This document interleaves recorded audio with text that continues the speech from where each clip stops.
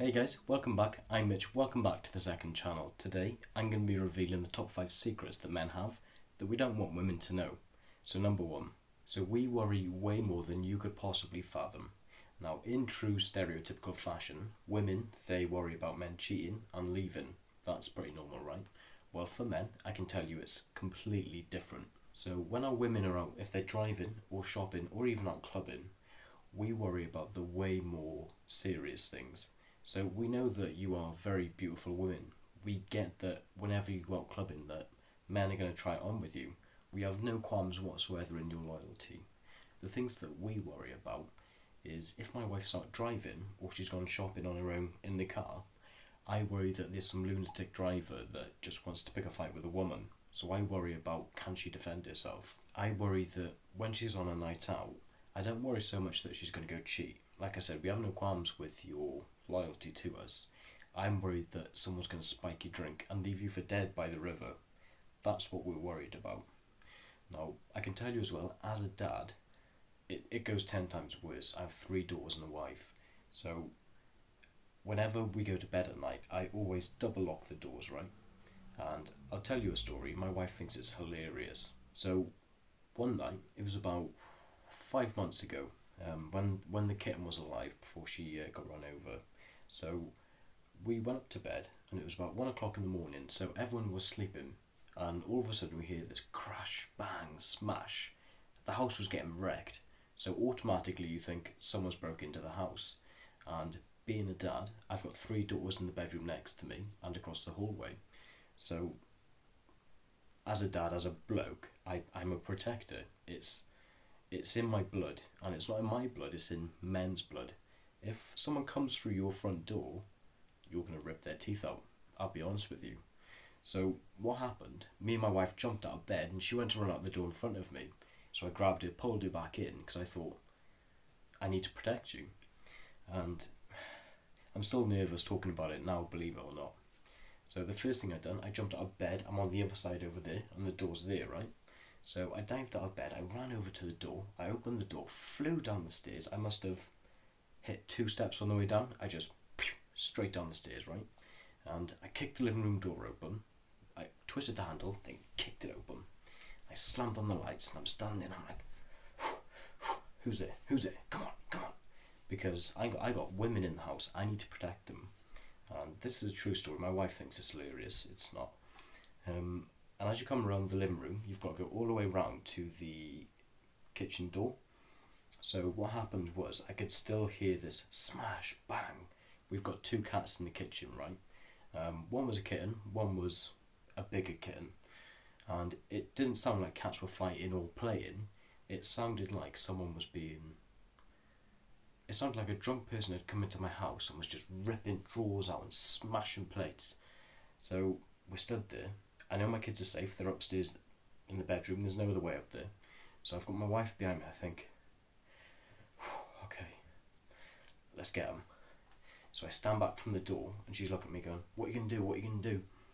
So I lean back, I kicked the door through, kicked the door straight through, and it could have been an expensive mistake, but I booted that door through and lights were off, I couldn't see a thing. I ran in, I was like, where are you? Come on then. It was a cat with a bag on its head. Couldn't believe it.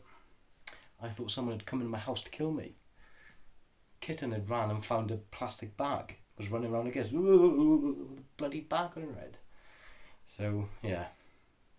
That's the story. So like I said, even though it's funny now, my wife thinks it's absolutely hilarious.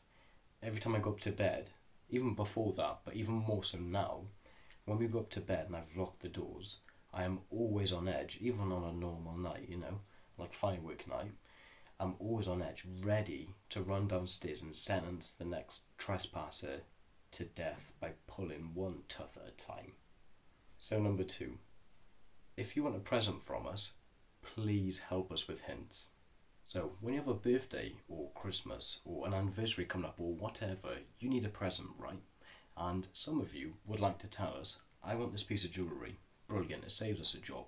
However, us men, we do like surprising you with gifts. And if you do want something in particular, but you still want us to sort of guess and be a surprise, you're going to have to help us out. As men, we don't pick up on hints so easily, whereas you women, you think we're hinting at everything. So if you want to tell us something, tell us directly or drop very obvious hints. So if you tell me that you don't like Pepsi, if you say that to me, men are very matter of fact. Like I said, we're hard-hitting human beings, right? So if you say, I don't like Pepsi, I take it that you hate Pepsi. I don't expect you to say, I hate Pepsi, and then I'm meant to know somehow that you don't like Pepsi apart from when you go to Nando's and you like Pepsi. Do you get what I mean? It's not helpful. If you are going to drop hints and you want us to pick up on it, please make it clear. I'll give you an example. My wife is fantastic at this. She doesn't know that I know that she does this, but she's fantastic at it. So roughly about 2 weeks before her birthday, right, she'll say to me, "Oh, look at these straighteners," and she'll show me on her phone. And I'll be like, "Oh yeah, straighteners, lovely." And I won't take any notice of it. I'll just click off. But as soon as she says, it's 2 weeks before her birthday, and if she says, "Oh, look at these straighteners, I might buy these, later this year. I really love these," then you better believe in 2 weeks' time, she's getting them straighteners. Number 3, we want you to be disgusted with us. I know, bear with me, listen. So, when the inevitable happens and you settle in a relationship, you all know how it all goes, right? So, you wanted to impress this future girlfriend, so you put 100% into the gym or into your appearance. And once you've successfully got your bitch, no, I can't say that. So once you've captured the heart of this wonderful woman, you start to get lazy and you start to eat a lot. It's the typical honeymoon period. So this is the important part. Us men, we want to be the total alpha in your woman's life. So for my woman, I want her to see me as the top dog, the big alpha, the manliest man that she's ever seen compared to her exes, compared to any man that she knows. So after 6 months of laying in bed, eating Ben & Jerry's, watching The Notebook, we start to put on weight and we start to look a bit like a profiterole. And we know what we looked like 6 months ago compared to now. So we start to get a bit paranoid. We know that it's showing that we don't care about our appearance, or now that we've got our lovely lady, that we don't care so much about impressing her. So what we do is, "Honey, I'm starting to get a bit fat and minging because we've just been laying here the last 6 months. So I'm going to go back down to the gym and make it look like I care about my appearance for you." From this statement, women should get that we want to and we need to get back in the gym because we want you to look at us the way you did 6 months ago when we took our shirts off, right? But instead, you women always jump to the same 2 conclusions or statements. Either, "Why? Who are you trying to impress?" Or the other one, "It's okay, it's fine, I like it the way you are." But neither of them statements are helpful because you're just degrading us down to put in 0% effort. And if we don't care about our appearance, are we really going to keep caring about you as much as we did about ourselves? There's a way to fix this. We want you to be disgusted with us. We want you to notice when we're getting fat. If I start to get fat, I want my wife to say, "Mitch, I get it. You've put on weight. Now, I don't mind if you start going back to the gym 3 nights a week, as long as you promise that we go out for food once a week. Let's compromise." The moral from that one is, yes, if we do start to look minging and yucky, you start to get a bit chubby and that's not who you fell in love with, you liked our 6-packs. Tell us, we want to look good for you. Don't just settle because we are happy not to settle. So, do something about it.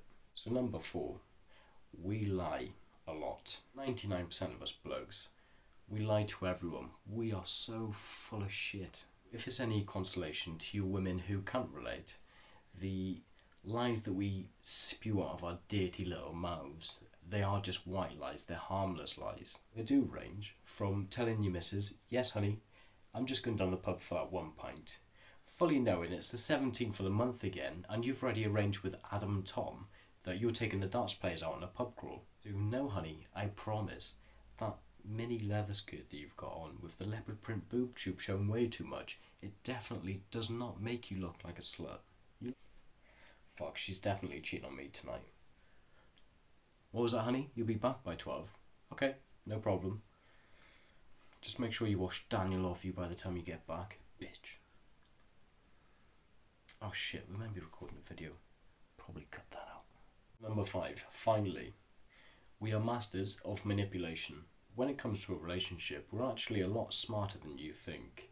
When it comes to buying a present, we have the IQ of about 10. When it comes to the everyday runnings of a relationship, we're actually Einstein level genius. Ooh, that smells nice. My eyes. Yeah, as I said, Einstein genius. In a relationship, there's give and there's take. And I think I can speak for most men when I talk about this master manipulation. We all do it. When there's something that we want as men, we know that if we just straight up ask you, can I get a second car? You're gonna just shut us down and you're gonna say no. So what do men do? We fuck it all up as always. We set the seed. So even though life is running perfectly with the two of you sharing the car, we'll start to slowly plant seeds. So for example, we'll tell you, ooh, why don't you go out with your friends Thursday night at 11 o'clock? The Teletubbies are showing. So you'll go, oh, okay, alright then. And as soon as you've told me that you've arranged it with your friends and it's definitely at 11 o'clock, I'll turn around and go, oh, sorry honey, I've got to go sign this totally legit contract at that exact time, so I'm definitely going to need the car, I'm sorry. Eventually, 2 months later, it's going to seem that it's impossible for you to share the car. It's going to be, because you've planted the seed and you've done these little things manipulating situations, it's going to seem like it is totally impossible to share a car. You need two. So she happily agrees with you. Go ahead, buy that second car. You need it. We can't live with just one car. So I know that's a very extreme version of what we do. I mean, we don't go out we don't go out scamming you for cars all the time, but we do manipulate. And I know that's a very extreme case, but I'm not lying. We do it. And with all that being said, I've just let out not all of, but 5 of men's secrets that we don't want you women to know. So, because I'm about to get murdered by every single man in the world, I think you should probably help me out. I was going to do a top 10, but I wasn't sure whether we'd run out of time, and whether this video would actually be any good. So, was it any good? Let me know. Leave a like if it's any good.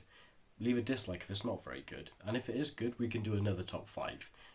We'll change it up, but we'll stick with this format. I like it. I like being offensive. Anyway guys, I've been Mitch. Thank you so much for watching. I'll see you in the next one.